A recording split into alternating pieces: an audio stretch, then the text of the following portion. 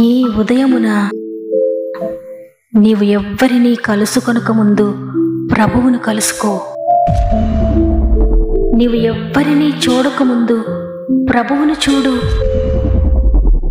నీవు ఎవ్వరితో మాట్లాడకముందు ప్రభువుతో మాట్లాడు.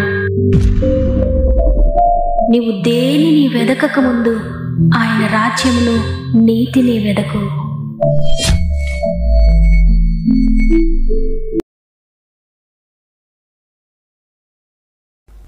Praise the lord.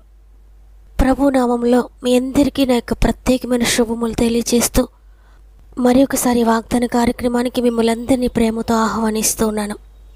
ప్రియ దేవుని బిడ్డలారా, మీరందరూ ఎలా ఉన్నారు? ఈ భయంకరమైన పరిస్థితుల్లో మీరు మీ కుటుంబాలందరూ కూడా దేవుని కృపలో బాగున్నారని విశ్వసిస్తూ ఉన్నాను. మీ ప్రతి పరిస్థితుల్లో దేవుడు మీకు తోడైనారని నమ్ముతున్నాను. ప్రతిరోజు దేవుడు తన మాటతో మనల్ని దర్శిస్తూ ఉన్నారు. ఎందుకంటే నీ పరిస్థితులన్నీ ఎరిగిన దేవుడైనా నిన్ను విడిపించాలని, నిన్ను బలపరచాలని మీతో మాట్లాడుతూ ఉన్నారు. నేను నీకు తోడై ఉన్నాను కదా, ఎందుకో ఇంకా భయపడుతున్నారని, నేను విడిపిస్తానని, విడువని ఎడబాయని దేవుడు ప్రతిరోజు మనతో చెప్తూనే ఉన్నారు. కాబట్టి ధైర్యంగా ఉండండి. మాట తప్పని దేవుడు ఈ వాగ్దానములన్నీ తప్పకుండా మీ జీవితంలో నెరవేరుస్తారు. మీరు ఒకవేళ వరదల్లో చిక్కుకొని ఉన్నారా, లేక ఏదైనా కష్టంలో ఇరుకులో చిక్కుకొని ఉన్నారా, మీరెక్కడ నుండి ఏ దేశము నుండి ఈ మాటలు వింటూ ఉన్నా తప్పకుండా దేవుడు మీకు తోడై ఉంటాడు. ఆయనను పిలవండి. ఆయన సమీపంగా ఉండి మిమ్మల్ని రక్షిస్తాడు. ఆయన తానే వచ్చి మిమ్మల్ని లేవనెత్తుతాడు. దేవుని బట్టి ధైర్యం తెచ్చుకోండి. ఈ మాటలు వింటున్న మీరు ఇంకెవరికైనా ప్రేయర్ రిక్వెస్ట్ ఉంటే తప్పకుండా నాకు తెలియచేయండి. మీ కామెంట్స్ అన్నీ చదివి మీ అందరి కొరకు మేము ప్రార్థిస్తున్నాం. ఎందుకు ఈ విషయం చెప్తున్నానంటే గొప్ప కొరకు కాదు, కానీ ప్రార్థన మాత్రమే మన పరిస్థితులను మారుస్తుంది. అందువల్ల మీరు కూడా ప్రార్థనలో పోరాడండి. ఈ వాక్యం చివరిలో ప్రపంచవ్యాప్తంగా ఎంతమంది తుఫానులో చిక్కుకున్నారో, వరదల్లో చిక్కుకున్నారో వారందరి కొరకు మనం భారం కలిగి ప్రార్థన చేద్దాం. దేవుని చేతులకు అప్పగిందాం ప్రతి ఒక్కరిని. చివరి ప్రార్థనలు తప్పక ఏకీభవించండి. దేవుని పాదాలు పట్టుకుందాం. సమస్త మహిమ, ఘనత, ప్రభావములు దేవునికి చెల్లునుగాక.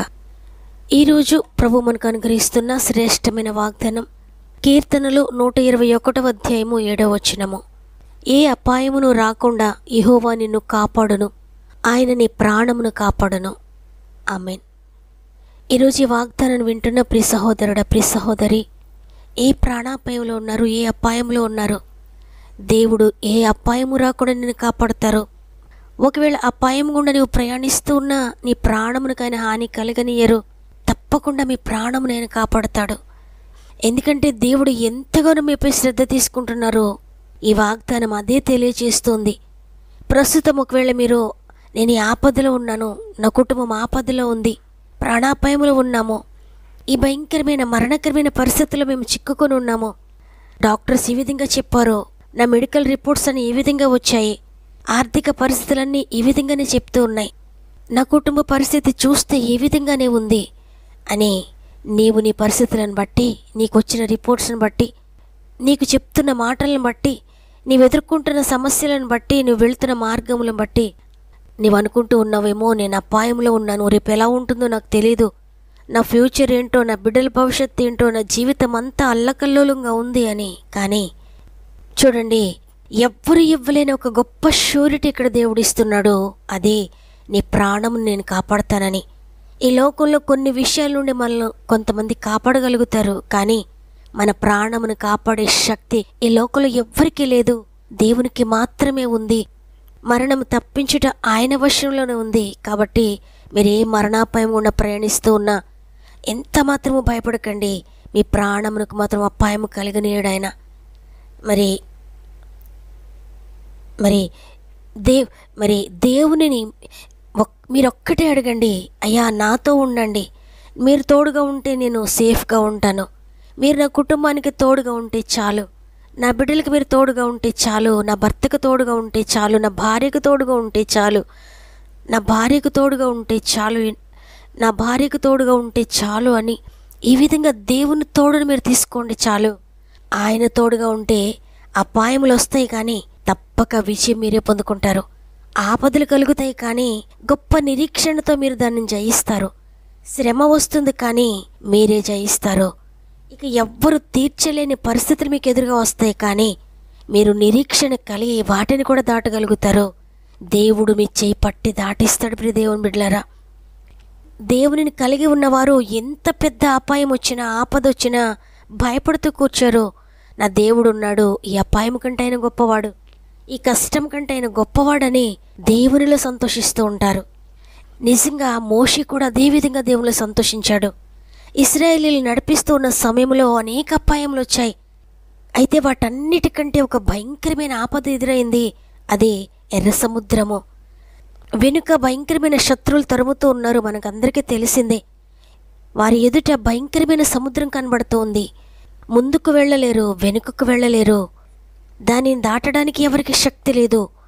ఏమీ చేయలేని పరిస్థితుల్లో అందరూ కూడా దుఃఖంలో ఉన్నారు. ఇటువంటి ఆపద సమయంలో వారిని నడిపిస్తున్న మోషే ధనాన్ని ఉపయోగించి విడుదల పొందగలుగుతామా అని ఆలోచించలేదు. బలాన్ని ఉపయోగించి విడుదల పొందుతామా అని ఆలోచించలేదు. లేక జ్ఞానులను పిలిపించి జ్ఞానాన్ని ఉపయోగించి ఈ అపాయం నుండి బయటపడగలుగుతామా, దాటగలుగుతామా అని అనుకున్నాడా అంటే అనుకోలేదు. మోషే అవేమీ చెయ్యలేదు. ఆకాశం వైపు చేతులెత్తి సమస్త జ్ఞానమునకు మించిన, సమస్త బలమునకు మించిన, సమస్త శక్తికి మించిన శక్తి కలిగిన దేవుని వైపు చేతులెత్తి, మానవ శక్తికి మించిన, మానవ జ్ఞానానికి మించిన ఇటువంటి అపాయము నుండి నీవు మాత్రమే నన్ను తప్పించగలవయ్యా అని దేవుని వైపు చేతులెత్తి ఆయనను ప్రార్థించాడు.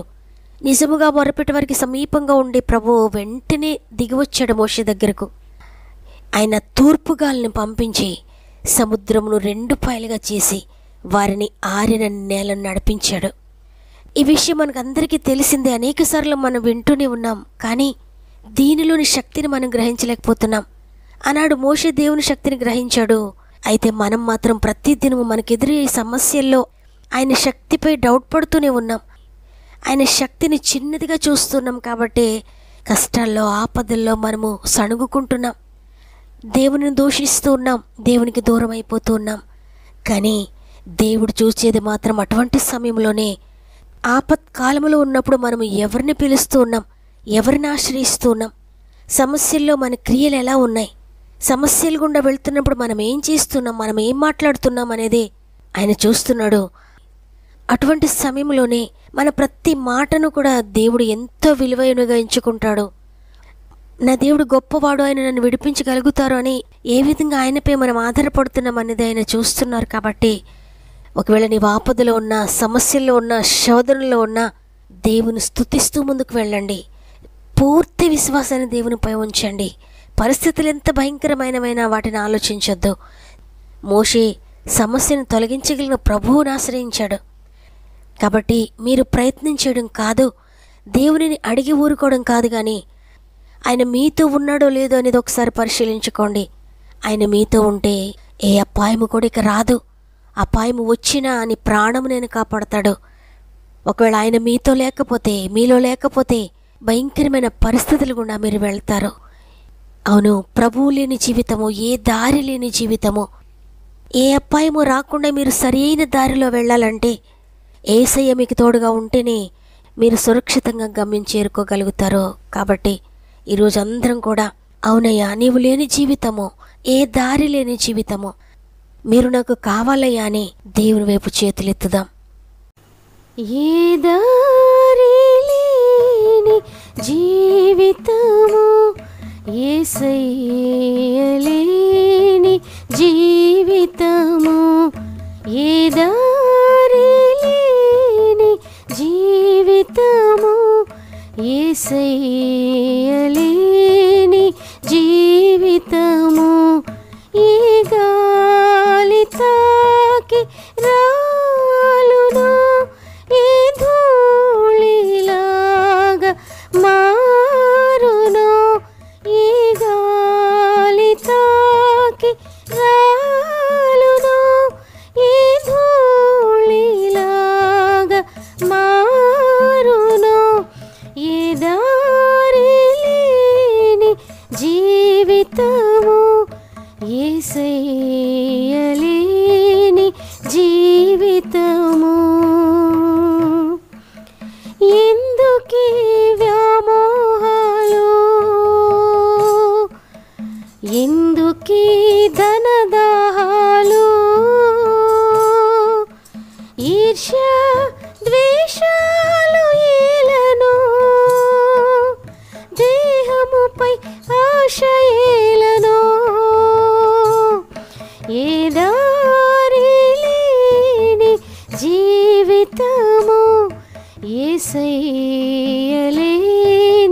జీవితము ఈ గాలి తాకి రాలును, ఈ ధూళిలాగా మారును, ఈ దారి లేని జీవితము, యేసయ్య లేని జీవితము. వాగ్దానాన్ని ఎంతమంది అయితే నమ్ముతూ ఉన్నారో ఒక్క నిమిషం నాతో మోకరిస్తారా? ప్రార్థన చేద్దాం. ప్రేమగల తండ్రి, నీకు వందనాలు. నీ కృపను బట్టి మరి ఒక దినం చూచే భాగ్యం ఇచ్చారు. ఈరోజు క్షేమంగా లేచి నిన్ను ఘనపరచడానికి మాకు మరి ఒక తరుణాన్ని అనుగ్రహించారు. నీకు వందనాలు తండ్రి. ఎంతమంది వాగ్దానాన్ని విని రిసీవ్ చేసుకుంటున్నారో, పొందుకుంటున్నానని హృదయపూర్వకంగా ప్రార్థిస్తున్నారో వారందరి జీవితంలో యేసునామములో ఈ వాగ్దానము నెరవేర్చబడునుగాక.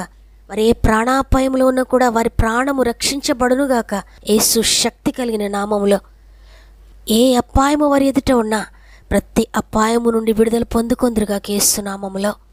మరి ముఖ్యంగా తండ్రి, ప్రపంచ దేశాలన్నిటిలో కూడా ఎంతోమంది నష్టపోయి ఉన్నారు తండ్రి. ఎంతోమంది భయంకరమైన పరిస్థితులు గుండా వెళుతూ ఉన్నారు తండ్రి. మా దేశంలో ఎక్కడెక్కడైతే ప్రజలు నలిగిపోతున్నారో అందరినీ కూడా మీరు దర్శించండి అయ్యా. వారి అవసరతలన్నీ తీర్చండి, వారికి తోడుగా ఉండి వారి ఆపదలను విడిపించండి. మిగిలిన దేశములన్నిటిలో ఎంతమంది సఫర్ అవుతున్నారో, ఈ భయంకరమైన వాతావరణ పరిస్థితుల్లో చిక్కుకొని ఉన్నారో యేసు నామములో ప్రతి ఒక్కరు విడుదల పొందుకొందురుగాక. ఎంతమంది అయితే మీపై ఆధారపడుతున్నారో వారందరికీ ఆశ్రయంగా ఉండి త్వరలోనే విడుదల దయచేస్తున్నందుకు వందనాలు చెల్లిస్తున్నాను. ఈ భయంకరమైన పరిస్థితులన్నింటినీ కూడా మీరు గద్దించండి అయ్యా. నీ ఒక్క మాట చాలు ఈ సృష్టి అంతా కూడా మారిపోవడానికి.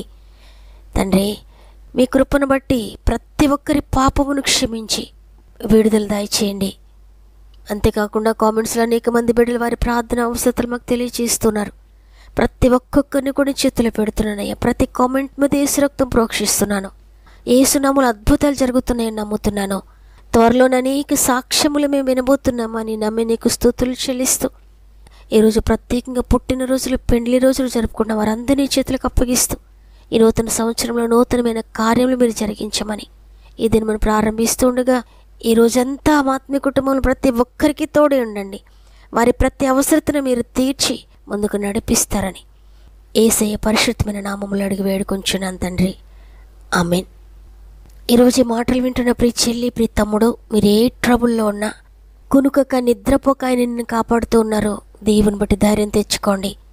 ఈ వాగ్దానం నా కొరకే అనేవారు ఆమెనని విశ్వాసంతో చెప్పండి. దేవుడు మీ జీవితంలో నెరవేర్చబోతున్నాడు. లైక్ చేయడం, షేర్ చేయడం మర్చిపోకండి.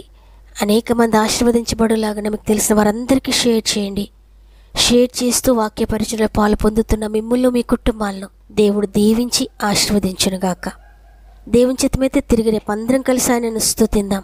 అంతవరకు ప్రభు మీకు, మీ కుటుంబాలకు తోడేయండి, నడిపించునుగాక. God bless you.